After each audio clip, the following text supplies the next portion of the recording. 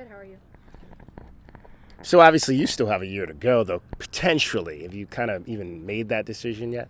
I've definitely made the decision. I'm very grateful for the journey that I've had here, and I can't imagine walking away from it if I don't have to. Um, so I think it goes without saying that I'll be here for another year. So then, how are you approaching this weekend? I'm locked in, of course. I'm ready to have these two teams in, especially. Last year, USC was, I think, a game changer as far as mindset goes for me. And then I have some revenge that I need to take for UCLA. I hit the post last year against them, which I think would have solidified our win last year. So I'm ready to take it to them.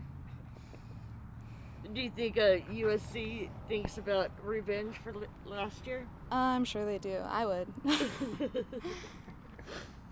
And what has this season been like? I mean, Hope talked a little bit about this is you really have stepped into a leadership role, and how's that been for you?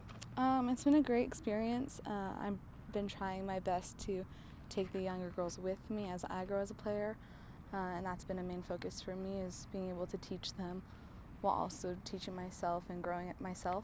I think the older girls like Hope are a great example for me of how to do that. But yeah, it's been great so far. What makes these two teams so tough? Um,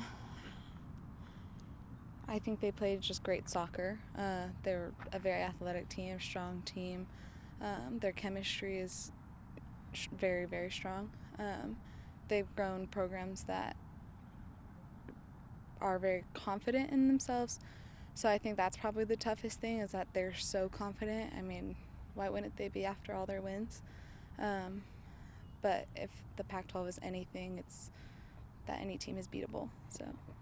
Building off of Kim's question a little bit, with this year and the upperclassmen leadership that you guys have shown, how have you kept a steady hand through the ups and downs, and be able to keep some of the heads high for the underclassmen? I think just every day showing up the same, same energy, same willingness to compete.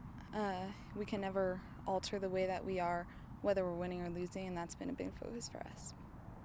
Hypothetical question here. Obviously, you're one of the many athletes at this university that's from Southern California. Going back to your recruiting process, if Arizona at that time had been in the Big 12, how do you think that would have changed the way that you looked to come here? I don't think it would have changed the way that I looked at the school. Once I stepped on campus, I knew this is where I belonged.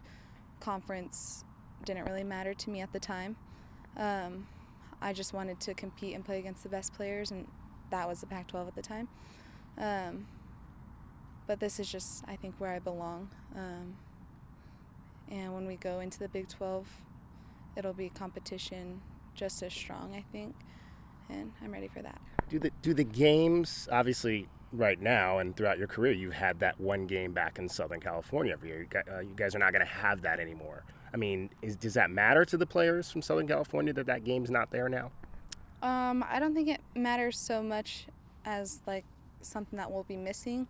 It's just an opportunity for our family and friends that do live there to come out and see us more easily. But we're ready to take on any new opponent that's ready for the challenge.